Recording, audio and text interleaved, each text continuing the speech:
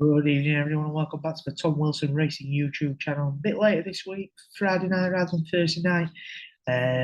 Want to have a good look through the cards and give yourself plenty of time this week. So, I've got plenty of selections to get through, so we're going to jump straight in by looking at Cheltenham, first of all, tomorrow with the 5 past 12, which is the Grade 2 Triumph Juvenile Hurdle. Burdett Road deserves to be top of the tree here, 10 to 11. Current price is obviously a previous Cheltenham winner, previous Grade 2 winner. On RPRs, he's achieved more than any of these in the race by a considerable amount. He ran to an RPR of 133 last time out and winning here at Cheltenham, but he has had the extra run over Sergino, so he's had more of an opportunity to achieve the RPR of 133. When you compare their debut efforts over hurdles, Burdett Road ran to an RPR of 119 at Huntington, whereas Sergino ran to an RPR of 125 on his debut when winning at Cheltenham last month. On that basis, I do think Sergino is probably a better horse, and the prices are more than willing to take the possibility that Sergino can progress further than Burdett Road. So I'll have a point on Sergino at 6 to 4 there. Moving on to the 12:40. This is a cracking race. This one, I'm really surprised that ITV haven't tried to get on this race, to be honest with you.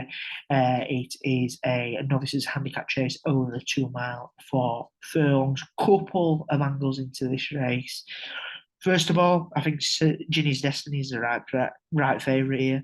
On RPRs over fences, Unexpected Party is the only one to post a similar score around the 150s, and I'll come on to him in a moment. But he's been well beaten. He's been well beaten as Unexpected Party, but I'll come on to him a little bit in a moment.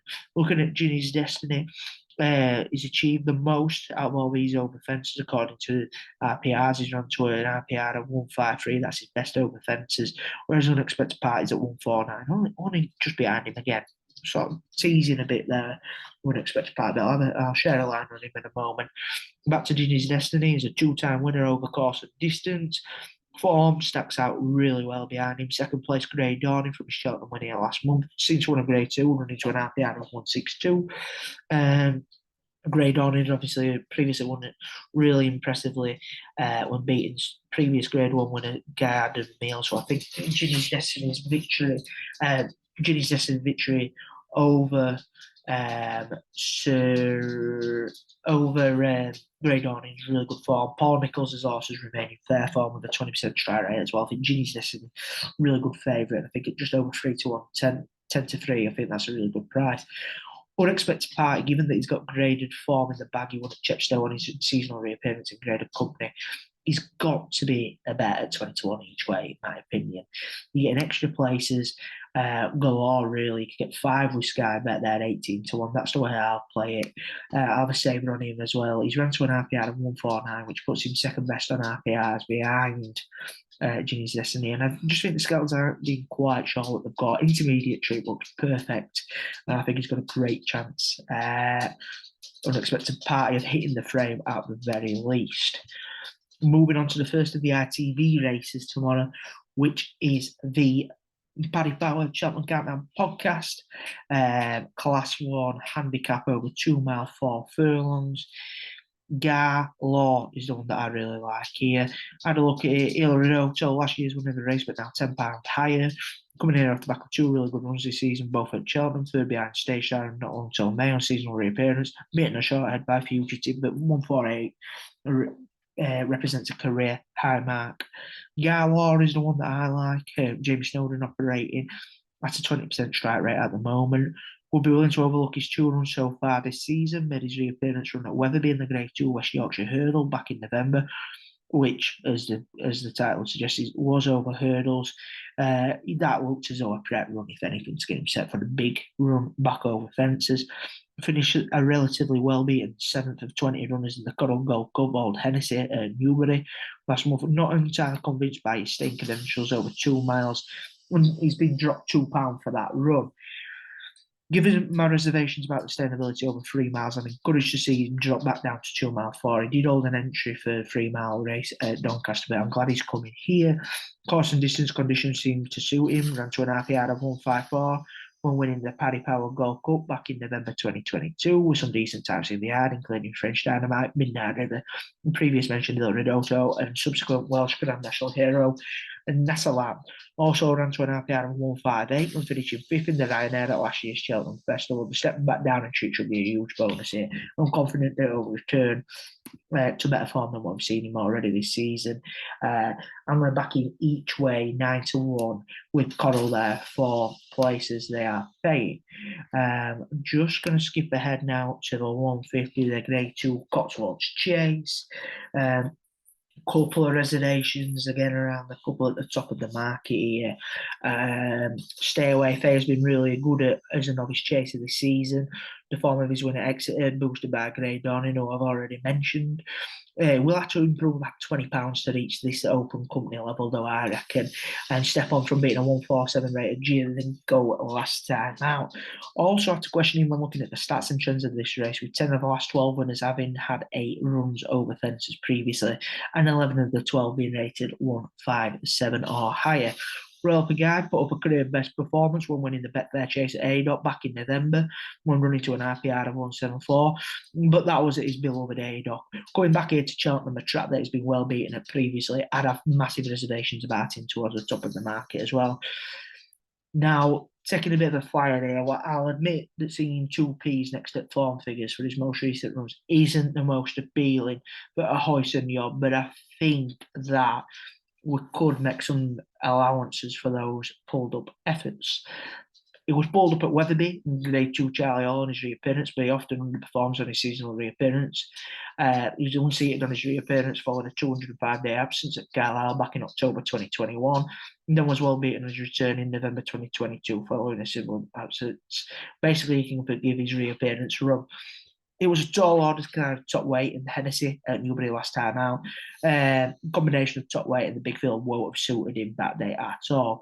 All 4 of his chase wins have come in fields of 6 or less, so he should be suited by the small field here tomorrow, which includes his win in this contest last season.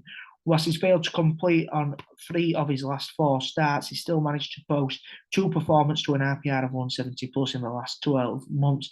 One of those runs came in this race last year, and the other was when he was beaten at Aintree following his fall in the Gold Cup, was beaten at length by the 173 rated Shiskin, proving that he still retains some of his ability. Given the each way turn in this race, I'm going to take a flyer on a Harrison Yaw, a point win at 13-2 there. We're going to skip the rearranged Clarence House. Looks a walk over to me. At the prices in this race, the 3 o'clock, the Grade 2 International Hurdle. Lossiemouth coming here after a massive absence. I think Lossiemouth will win the Mares Hurdle at the Cheltenham Festival. But Love Envoy, I reckon she's come on for that run at Sandown. She'd well to get round that day, really. I just think, given that she's had a prep run already this season, given that she's along with Lossiemouth, she's in receipt of weight from the field, I just think Love Envoy at the prices is the right favourite. I also heard Willie Mullins talking to have a chance of Lossiemouth on at the races earlier on. So, yeah, I'm going to skip. I'm going to be taking Love Envoy there. My final selection from Cheltenham comes in the Grade 2 Cleve Hurdle. Noble Yakes takes preference here for me. Interesting to note, this is his first run over the hurdle since March 2021, with him being solely campaigned over fences since. Would have reservations back in either Paisley Park, Champ, or Dashel Drasher, being the elder statesman in this field, conceding weight to the others here. Paisley Park in particular had a tough race last time out at Ascot when he was beating a net point clear with Crambo. We'll be concerned about his ability to follow up from that race at the age of 12. Noble Yates saw off Dashel Drasher over fences at Aintree in December 2022 when conceding £4 to the Jeremy Scott horse. Noble Yates is now receiving £6 from Dashel Drasher, so a reverse there. On his best runs over obstacles, running to an RPR of 171, he's right up there with those ahead of him in the market, and has a run to that form more recently. There's fair form at Cheltenham and finished 9th in the Ultimate back in March 2022, 3rd in the Cotswold Chase last year, and 4th in the Gold Cup. Many may suggest that this is a prep run, and indeed it may be, but I don't know if connections will go to the trouble of booking Harry Cobden for the ride if it was a prep run. Cobden in fine form, operating at a 24% strike rate. Now we are going to jump ahead to look at Doncaster now, with 3 selections there, starting in the 205. Ashrow Diamond, the pick for me here over Gallimar. So Gallimar's got to prove herself in open company. Ashrow Diamond did that for me last year. She competed really well at Grade 1 company, coming in behind the likes of Facile Vega, Marie Nationale, and also picked up Grade 3 novice hurdle race herself, and then a Grade 1 at Fairy House. I'd have Ashrow Diamond there, to be honest with you, over Gallimar so every day. Also receiving rates from Gallimar so, which I think is a big factor there. So Ashrow Diamond a point at 11 to 8. Moving on now to the 240, which is the Riverdon novices hurdle, the Grade 2 over 3 miles. If you consider what these have already achieved over hurdles when looking at the highest RPR, you'd have to conclude that Nicholas Train, Welcome to Countries, is a opposable favourite. Destroy the Evidence is the standard setter here, having run to an RPR of 131. His second highest at Cheltenham last time out. Beating only a length behind the promising Shanghai Bob, who ran to an RPR of 133 that day. That run came in graded company, so has already shown that it's equipped at this level. His best run under rules undoubtedly came when winning at Kempton back in November. That's when he achieved his career high RPR of 132. Ran out a comfortable slump winner that day. Whilst form of this race has not counted too much since you can't count the manner of his victory. Ran out a comfortable winner, as mentioned, whilst carrying 12 stone 2, proved he's a hardy, resilient type. Qualities that you want for a staying novice hurdler. Whilst Kim Bailey's only had one winner over the last 2 weeks, first flow at Langfield last Sunday, teamed up on this channel. These horses have been running okay. The Egdo Wallace ran to a very close second at Wetherby yesterday. Triage finished close 5th of 15 runners, and Shoalarm finished second in Group 2 company over fences at Wetherby a couple of weeks ago. I'm comfortable that Bailey horses are running to a fair form. And my final selection comes from the Great Yorkshire Handicap Chase over 3 miles. I'm going to take a bit of a swing here at Mr. Coffey, who's sort of been dipping in and out on the market. He's fitted with a first-time cheap pieces, which I think will be a massive benefit to him. We've got to look at some of his form already. He's dropped to a mark. He's off a mark of 142 here. Now, Nicky Henderson has blamed himself a little bit for the placing of this horse. I know he hasn't won over fences yet, but he's finished second on 6 occasions. He finished second in a Class 2 handicap hurdle to Toxita off a mark of 140. He's only £2 higher than that, £3 lower than when he finished third in the Grade 2 at Cheltenham and 8th in the Grand National, fitted with a first-time cheap pieces. Just looking back at when he's been fitted with with any sort of headgear in the past, he won when the first-time hood was applied back in November 2020. So perhaps the first-time cheap pieces here will bring back some life.